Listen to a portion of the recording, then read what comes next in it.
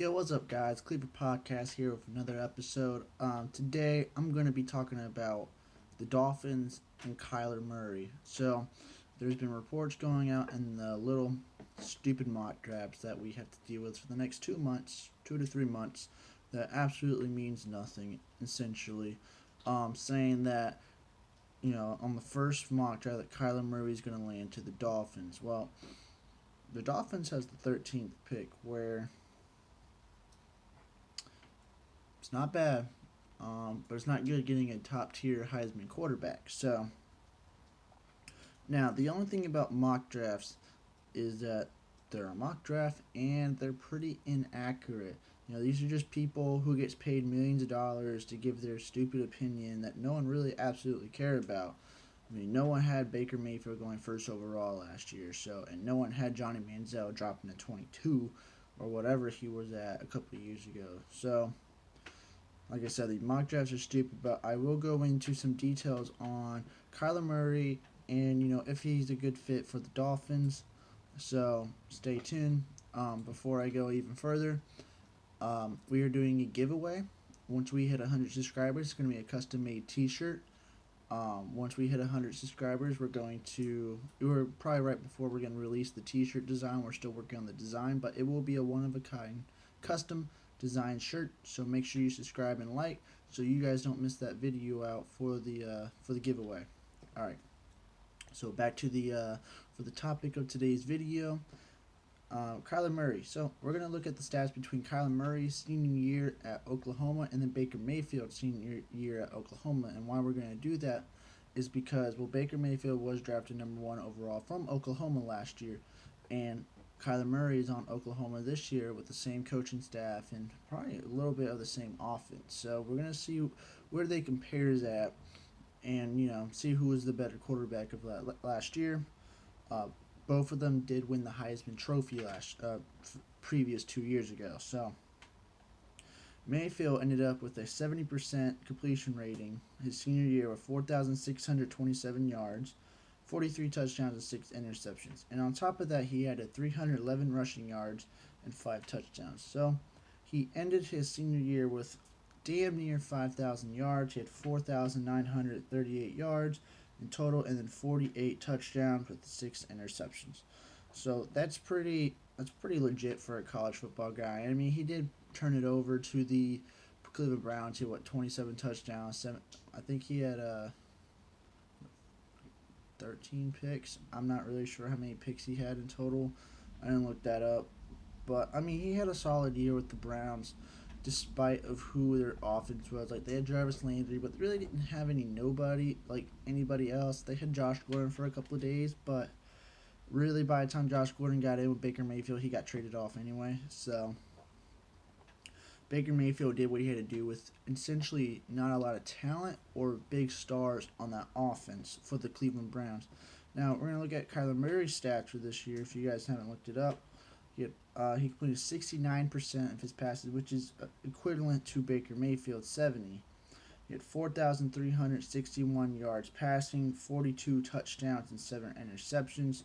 Baker Mayfield had a slight edge on all those stats, but the thing about Kyler Murray is he had 1,001 rushing yards with 12 rushing touchdowns. So from scrimmage yards, he had 5,362 yards, which is better than Mayfield's, and he had 54 total touchdowns, which is also better than Baker Mayfield. So you can see that college, stat wise, Kyler Murray had a better season than Baker Mayfield. Now, I'm not going to say it's going to translate into the NFL and say he's better than Baker Mayfield right off the bat. No, because college, can be deceiving. I mean, you see Sam Bradford, Tim Tebow, Case Keenum, all those guys who had great seasons in college and then just didn't pan out in the NFL.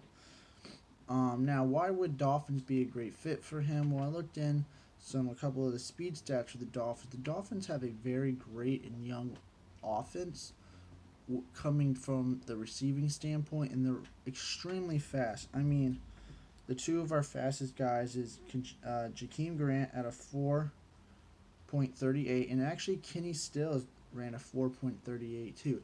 These are fast guys, and Kenny Stills is a true deep threat. He's a number 1 deep threat, which would definitely help Kyler Murray.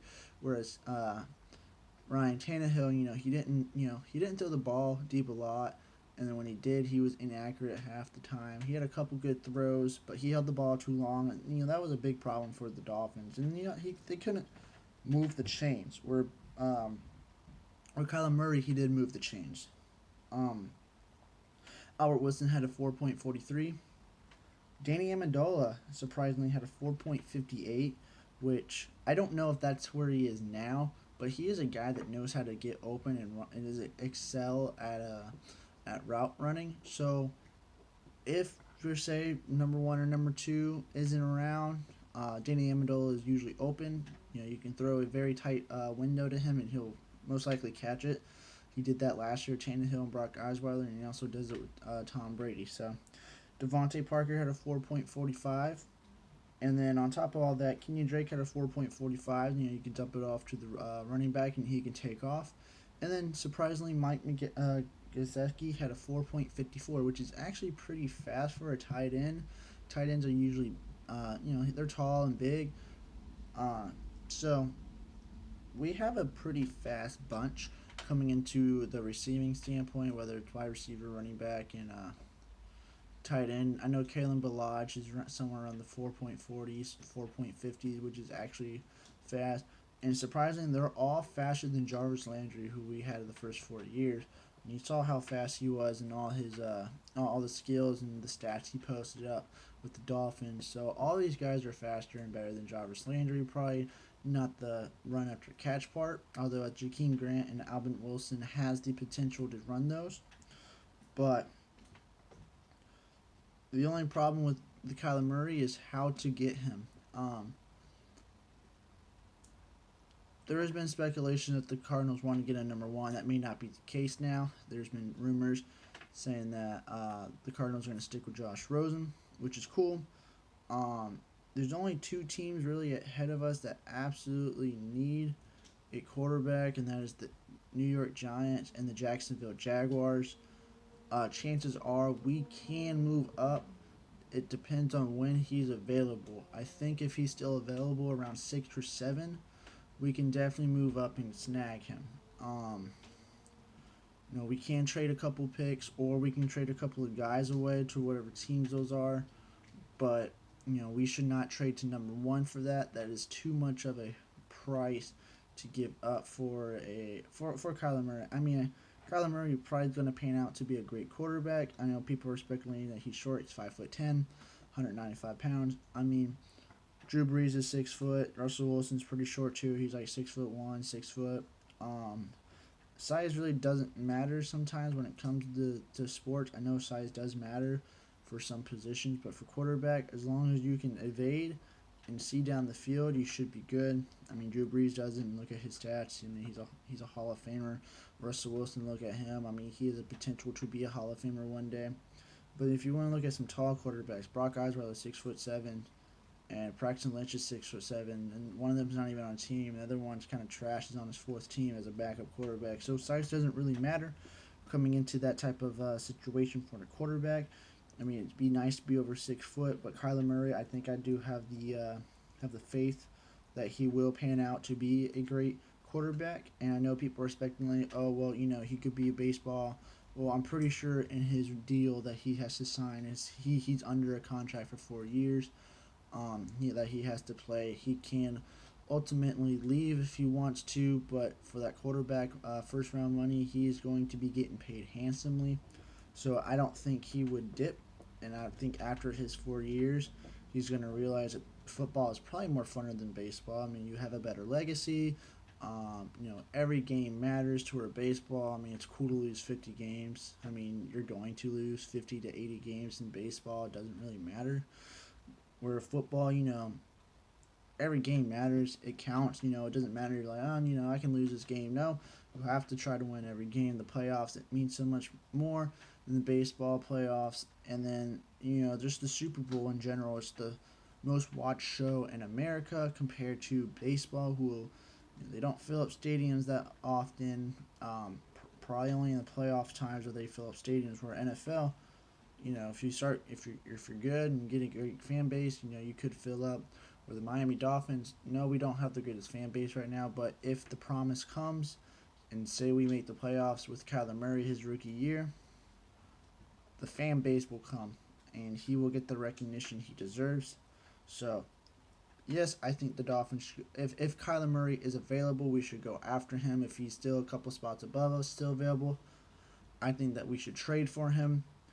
I know there's going to be speculations between him and Dwayne Haskins. He's going to be the first quarterback going off. And then probably Will Grier. I mean, Will Grier could be the next Baker Mayfield and just go first out of everyone, which, that kind of surprised everyone because everyone thought Sam Darnold was going to go first last year. So you can't speculate anything of who's going to go first. So first quarterback, second quarterback, all that good stuff. But like I said, if he's available, yes, I think the Dolphins should take the risk and go after him. They should not do what they did last year and think about going for Josh Rosen just to get snagged at the last minute. They need to be aggressive and, take the chance on him. You have nothing to lose at this point. You are in a rebuild mode anyway. What's the point if you don't, if he doesn't pan out? Because chances are we're not going to pan out anyway. So get him, let him get the experience and let him try to be the franchise quarterback that we need. And everything will play out the way it should. Tom Brady's time is coming to the end. And then you got Sam Darnold and Josh Allen in the division. So that's my opinions for Kyler Murray and why the Dolphins should or should not get him. If you guys want him or not want him, that's cool. Let me know in the comments if you guys want Kyler Murray or you guys want a different quarterback in this year's draft, if we have a possibility to go for this year's draft. But, yep. Make sure you subscribe and like, and hope you guys have a great day, and I'll catch you guys on my next video. Appreciate all the support. Thank you.